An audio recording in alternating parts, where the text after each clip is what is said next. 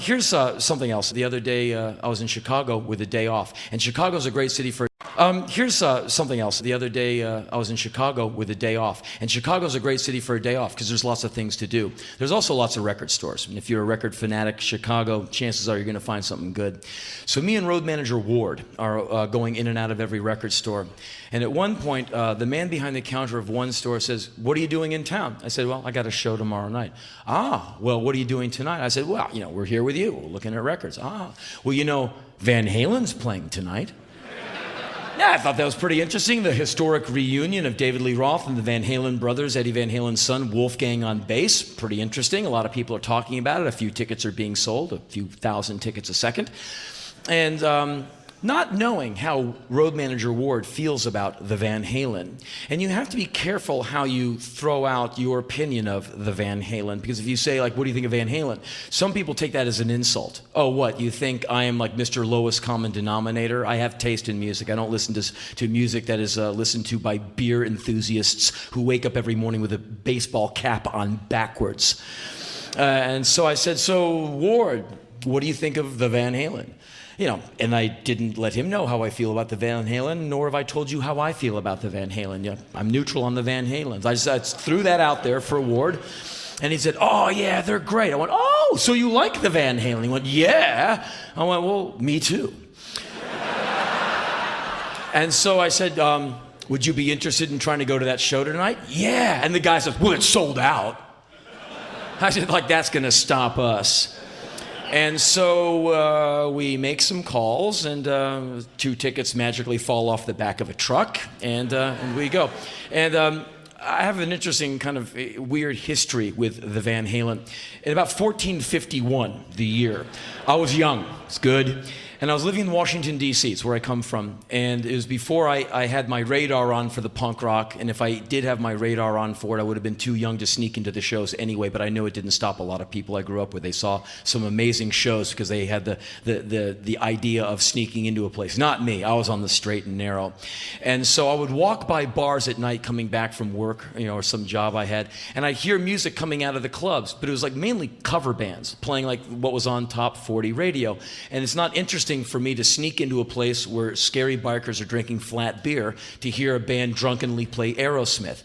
So instead, for $8.50, I would go see Aerosmith when Walk This Way was the single, not some classic rock song on your satellite dish setting.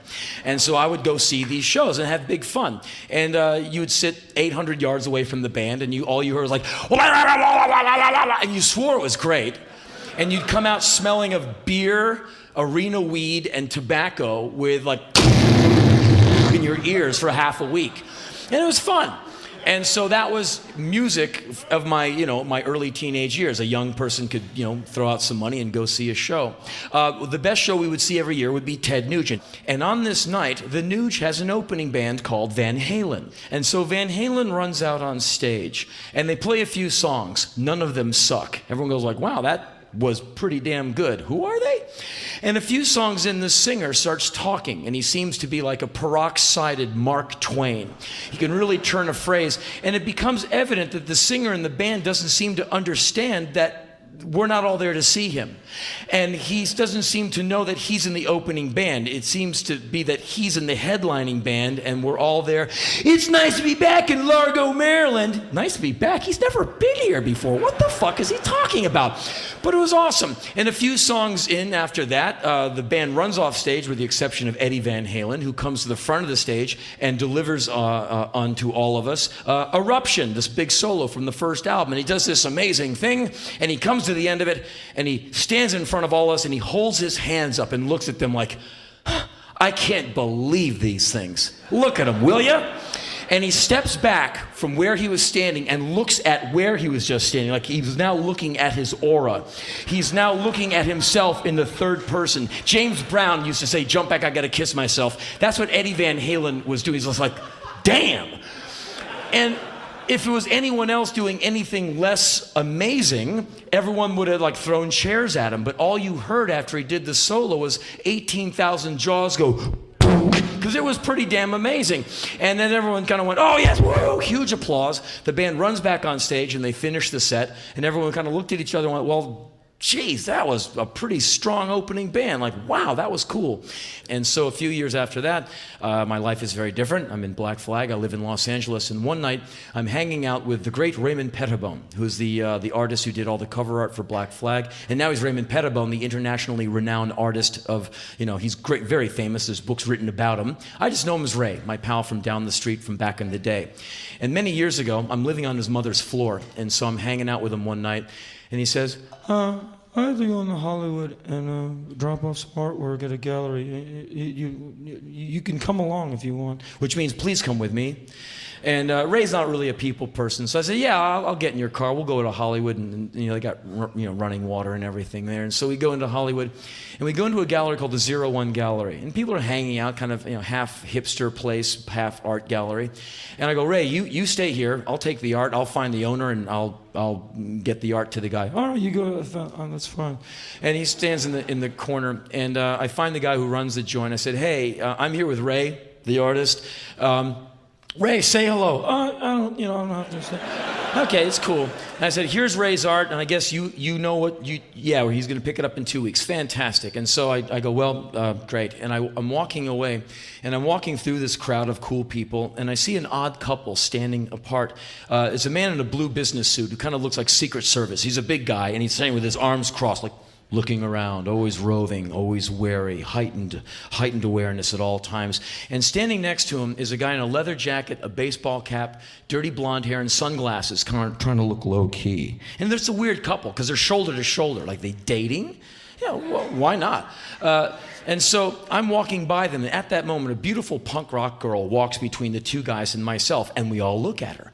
And so the girl walks by, and I look at her, and the guy with the sunglasses pulls the sunglasses down like a 1/4 inch so you can see the top of his eyes, and he clocks the female. Then he looks back at me and raises his eyebrow like, huh? And I'm pretty uptight. I basically said, well, yes, she's very attractive. Yes, her buttocks are very, like fruit. Yes. And so I walk by him towards Ray, and all of a sudden the guy pulls his sunglasses all the way down his nose, and he goes, Black Flag, right? And I went, yes. And he pulls the sunglasses off, he says, Diamond David Lee Roth. I was like, holy fuck, you're the Van Halen guy! And so I said, what the fuck? He goes like, want a beer, babe? And at the moment, the giant comes to life. This man rips his jacket open and produces a can of Budweiser from his breast pocket.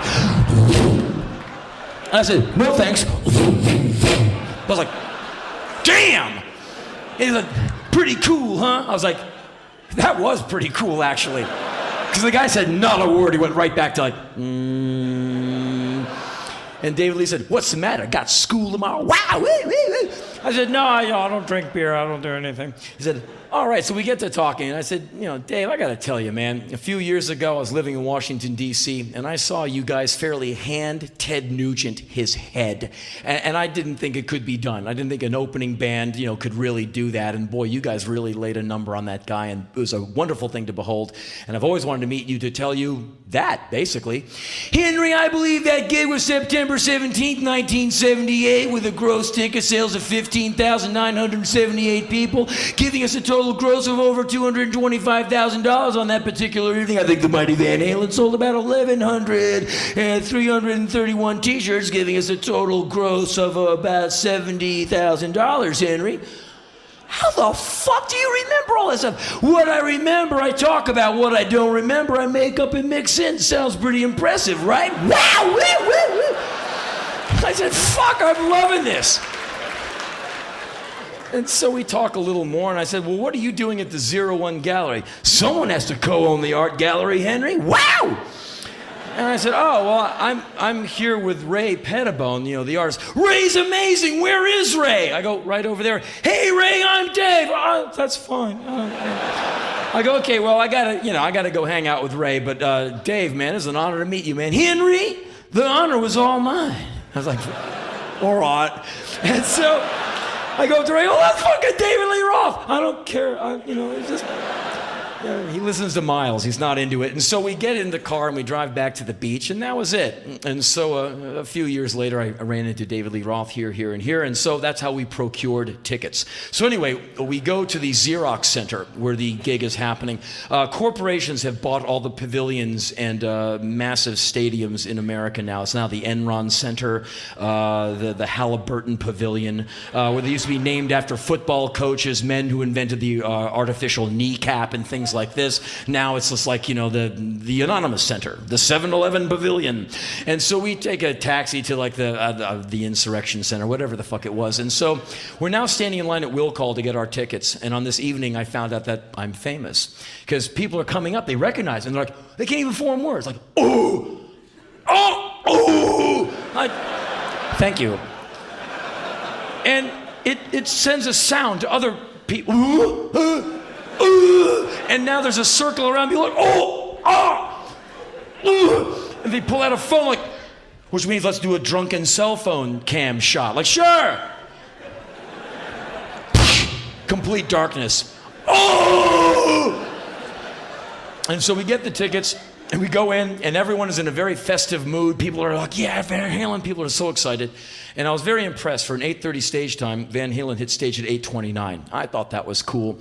And so they hit stage, they open with You Really Got Me. The crowd's on their feet, me included. My fists are in the air and hearing Eddie Van Halen play live. It's a beautiful thing. He's a great player. And so David Lee Roth's raps have not diminished over time.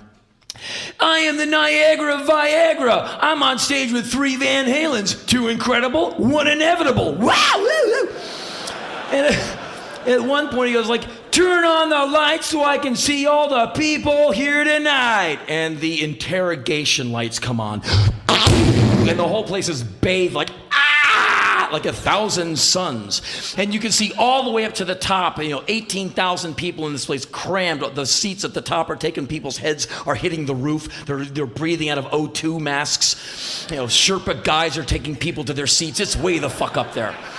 And so he looks around at all the people, and I look around at all the people, and I get to see who I share a country with. I live in like the fattest fucking country on earth. And I see 18,000 people, and most of them seem to be eating. They're eating as if their lives depend on it, because most of them have bought arena food. And on this evening, it's a 5-inch diameter corn tortilla chips with that really awful cheese-like rubbery substance that you just kind of... And you put the salsa on top, and you eat it as quickly as you can, because if you don't eat it before it cools, it goes back to its original shape, density, and viscosity, and it becomes inedible, unchewable, and undigestible. So and so you see these people eating like they're going to win a prize if they consume all of it in 60 seconds or less. And this stuff doesn't really digest through your gastrointestinal tract. Basically, what it breaks down to is a bunch of cells, and if you put it under the microscope, I have. If you look at the cells, they look like just fat-ass refrigerator repairmen with their pants halfway down, with an obscene, hairy 4 inches of ass crack looking back at you. And they attach themselves to the inside of the arteries, and they just grab on, and they stick their ass out in the middle of the artery. And there's so many of them, the blood cells cannot get through. Like, pardon me, I really need to get down. Fuck you, I'm the fat ass, I'm not leaving. No, we're going to die if I don't get down to the heart. Fuck it! I don't care. I have a shelf life of 9,000 years. Dow Chemical made me. And so these people are like, I don't want to live, I'm eating, so I don't want to live. And so they're trying to make good on their $150 plus ticket. So they're eating and rocking at the same time. And of course, all these Van Halen songs are now American hymns, and everyone knows them. And so be like,